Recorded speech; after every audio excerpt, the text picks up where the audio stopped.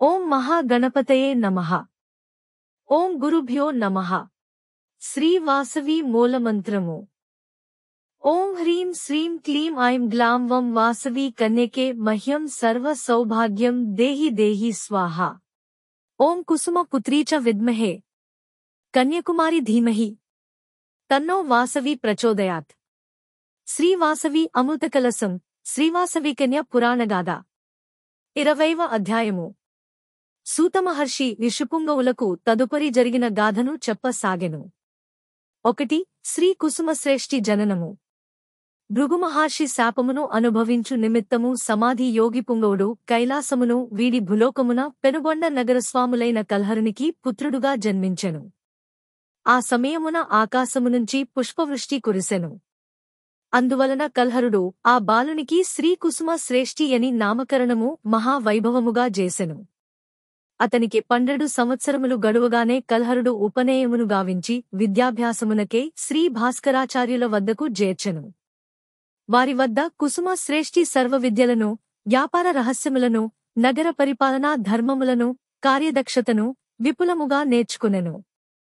అతని విద్యాగరిమను, శాంత స్వభావమును, కార్మదీక్షను, భక్తిభావములను, అతడునర్చు అతిథి మర్యాదలను, దానధర్మములను గాంచి పెనుగొండ నగరవాసులు ఆనందమొందిరి. 2. శ్రీ కుసుమశ్రేష్ఠి వివాహము.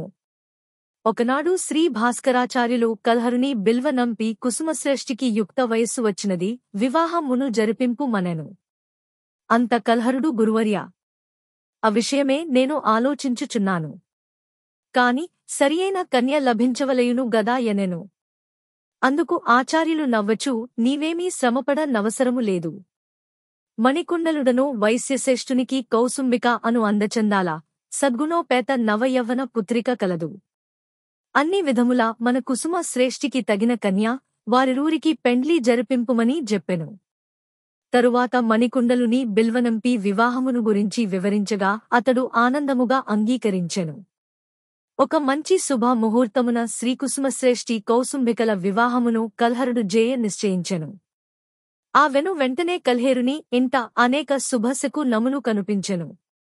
వెంటనే అతడు సమస్త బంధువర్గములను మరియు 18 నగరస్వాములను ప్రత్యేకముగా ఆహ్వానించి రంగరంగ వైభవముగా వివాహమును జరిపించెను. శ్రీ కుసుమశ్రేష్ఠి కౌసుంభకులు ఎంతో ఆనందముగా ఆదర్శ దాంపత్యమును గడుపసాగిరి. క్రమక్రమముగా కల్హరునికి వృద్ధాప్యము ప్రాప్తించెను. అందువలన అతడు ఒక శుభముహూర్తమున శ్రీ భాస్కరాచార్యుల వారి ఆధ్వర్యమున 18 పట్టణములకు రాజధానియగు పెనుగొండకు శ్రీ కుసుమశ్రేష్ఠిని నగరస్వామిగా పట్టాభిషిక్తుని చేసి కల్హరుడు శ్రీ భాస్కరాచార్యుల అనుజ్ఞతో వానప్రస్థాశ్రమము స్వీకరించి తపోభూములకు వెళ్ళెను. 3. శ్రీ కుసుమశ్రేష్ఠి పరిపాలన. శ్రీ కుసుమశ్రేష్ఠి కౌసుంబిక అనురాగ యుక్తముతో సర్వజనులను ప్రేమాభిమానములతో ఆదరించి ప్రజామన్ననలందరి. లోకమంతయు వారిని పార్వతీ పరమేశ్వరులుగా భావించి గౌరవించుచుండిరి. శ్రీ కుసుమశ్రేష్ఠి కవి పండితులను సన్మానించుచు పేద విద్యార్థులకు హెచ్చుగా ధనసహాయము చేసెడివాడు. సత్కర్మల నాచరించుచూ గోదాన, భూదాన, అన్నదానములను విరివిగా గావించుచుండెను.